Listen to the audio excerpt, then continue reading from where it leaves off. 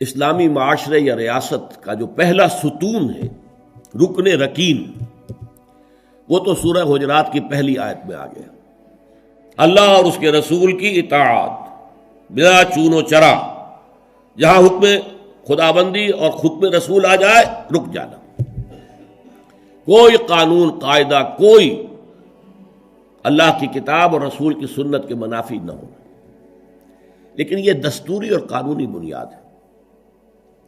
ملی زندگی، حیات ملی میں ایک اور ضرورت بھی ہوتی ہے، اس لیے کہ انسان میں جذبات بھی ہیں۔ مختلف افراد کو جوڑنے کے لیے ایک سیمنٹ سبسٹنس چاہیے، اور وہ جذباتی۔ کسی شخصیت کے ساتھ جذباتی لگاؤ، کسی قومی ہیرو کے ساتھ محبت، یہ باندھتی ہے ایک دوسرے کو۔ ان کے نقش قدم پر چلنے کی کوشش، انہیں امیٹیٹ کرنا، گاندھی کا انداز اختیار کرنا، نہرو کیپ اختیار کر لینا، جناح کیپ اختیار کر لینا، نہرو کٹ واسکٹ پہننا، ماؤ زیتون کا جیکٹ پہننا، سب کیا ہے؟ پھر 50 گز اونچے مجسمے گاندھی کے بنانا، ماؤ زیتون کے بنانا، اسٹالن کے بنانا، کس لیے؟ تاکہ عظیم شخصیت کی چھاپ پڑ جائے لوگوں کے اوپر۔ ان کے جذبات جو ہیں، ان میں ایک شخصیت سے محبت، ایک شخصیت سے عقیدت رچ بس جائے، اور یہ انہیں جوڑ دے آپس میں۔ یہ ایک ضرورت ہے، اسی لیے میں نے آپ کو یہ ساری مثالیں بتائیں۔ کیوں بتائیں؟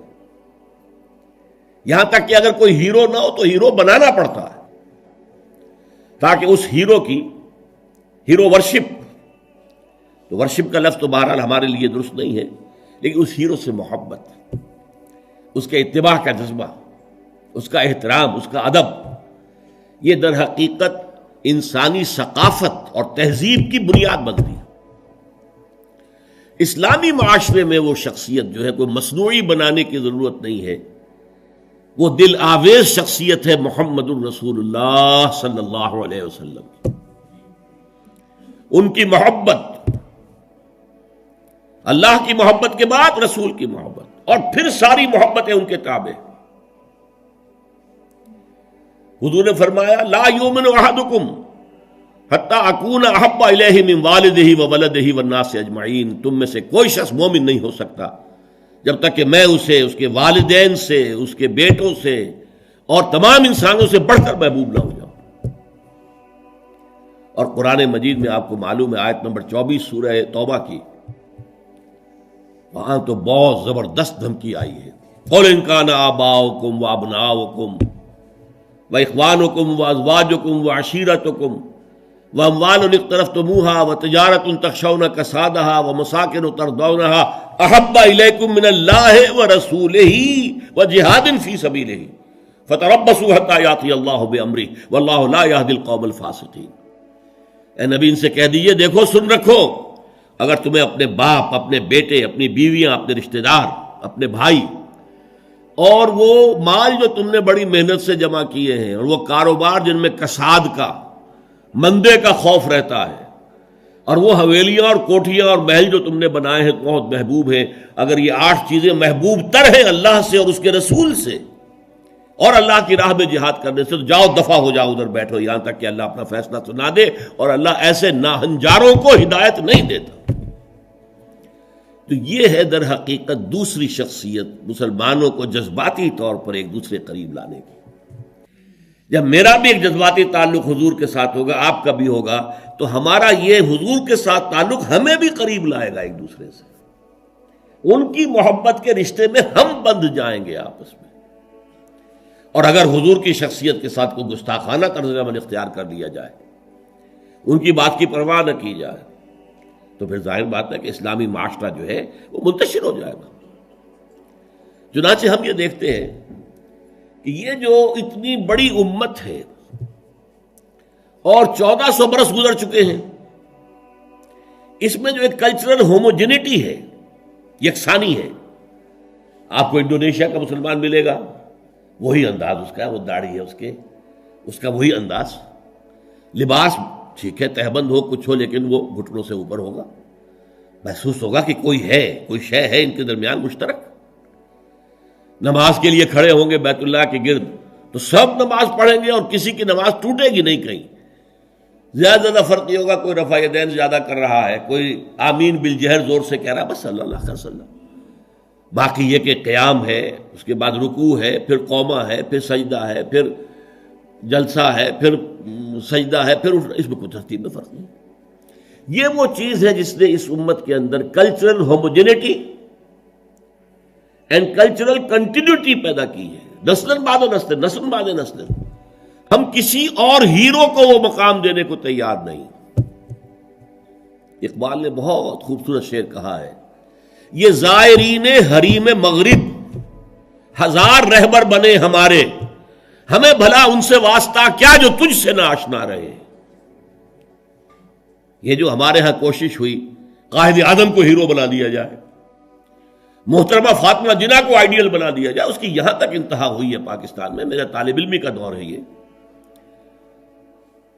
کہ ایک صاحب نے لکھا تھا، آج کی عورت کے لیے فاطمہ بنت محمد نمونہ نہیں ہے، نمونہ فاطمہ جناح ہے۔ انا للہ و انا الیہ راجعون۔ کہ نسبت خاک رابہ عالم پاک، ان کا اپنا مقام ہے، انہوں نے قائد اعظم کی جیسے خدمت کی ہے، ساتھ دیا ہے ساری عمر، ہم ان کی قدر کریں گے، لیکن ہمارے لیے قابل اقتداء، قابل اتباع وہ فاطمہ بنت محمد ہے، عائشہ زوجہ رسول اللہ ہے صلی اللہ علیہ وسلم، ہم ان کا اتباع کریں گے۔ ہیرو ہمارے وہ ہیں۔ یہ زائرین حریم مغرب، جو مغرب کی تہذیب میں رنگے ہوئے لوگ ہیں، ہزار رہبر بنے ہمارے، ہمیں بھلا ان سے واسطہ کیا جو تجھ سے نہ آشنا رہے۔ ہمارے لیے تو در حقیقت ایک معیار ہوگا، محمد سے جو جتنا نزدیک، ہمارے دلوں میں اتنی ہی اس کی قدر و قیمت ہوگی، محبت ہوگی۔ جو جس درجے میں متبع رسول ہے، اسی درجے میں ہمارے دلوں میں اس کے لیے احترام ہوگا، ادب ہوگا، محبت ہوگا۔ اب اس میں جو رکھنے پڑ رہے تھے، اصل میں اس کے تاریخی پس منظر کو سمجھ لیجئے۔ یہ جو سورہ حجرات ہے، یہ مصحف میں سورہ فتح کے فوراً بعد ہے۔ سورہ فتح سے در حقیقت عرب میں اسلام کی فتوحات کا دائرہ شروع ہو گیا تھا۔ سورہ حدیبیہ کو بھی اللہ تعالیٰ نے فرمایا یہ بہت بڑی فتح ہے جو ہم نے تمہیں دی ہے، انا فتحنا لک فتحا مبینا۔ اگلے سال خیبر فتح ہو گیا، جو سب سے بڑا گڑھ بن گیا تھا یہودیوں کا، حجاز کے شمالی سرے پر۔ اگلے سال مکہ فتح ہو گیا، تو فتوحات کا دور شروع ہو چکا تھا۔ جب فتوحات کا دور شروع ہو گیا تو ظاہر بات ہے اب بہت سے لوگ یدخلون فی دین اللہ افواجا، چڑھتے سورج کو تو سبھی پجاری ہوتے ہیں۔ اب اسلام کا وہ دور جو تھا غریبی کا، اور اسلام جو ہے وہ کمزور تھا، ضعیف تھا، وہ دور ختم ہوا، تو وہ چڑھتے سورج کے پجاریوں کی بڑی تعداد اسلام میں داخل ہو گئی۔ لیکن ایک تو یہ ان کی دو تین چیزیں بڑی نمایاں تھیں۔ ایک تو وہ آ کر حضور پر احسان دھرتے تھے، دیکھیے ہم بغیر لڑے بھڑے اسلام لے آئے ہیں، ہم تو ایمان لے آئے ہیں۔ نمبر دو اکھڑ تھے، جو مزاج عرب کا ہے، اکھڑ، ادب اور احترام یہ ان کی لغتی میں نہیں تھی، بہت اکھڑ مزاج، قومن لدہ قرآن مجید نے کہا، جھگڑالو قوم، بڑی اکھڑ قوم۔ لہذا وہ حضور کے اس مقام کو نہیں پہچان پا رہے تھے، بس مان لیا آپ اللہ کے رسول ہیں، ہم نے مان لیا جی بس، اور کیا۔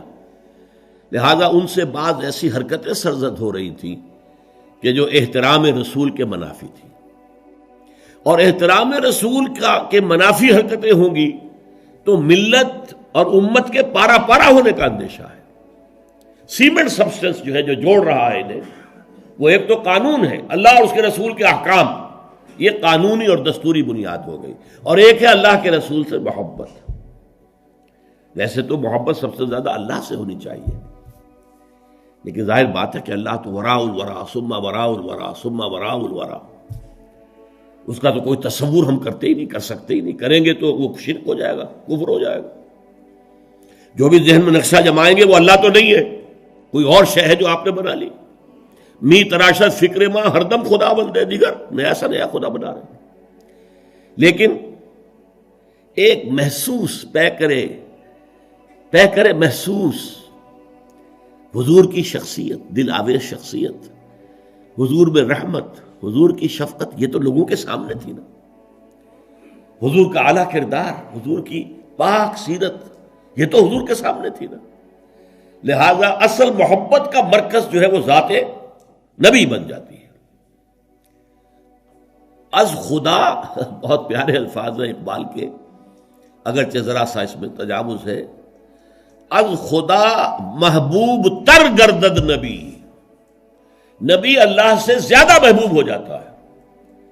حالانکہ جب آپ اصول بیان کریں گے تو والذین آمنوا اشد حبا للہ، جو واقعی اہل ایمان ہیں وہ شدید ترین ہوتے ہیں اللہ کی محبت میں.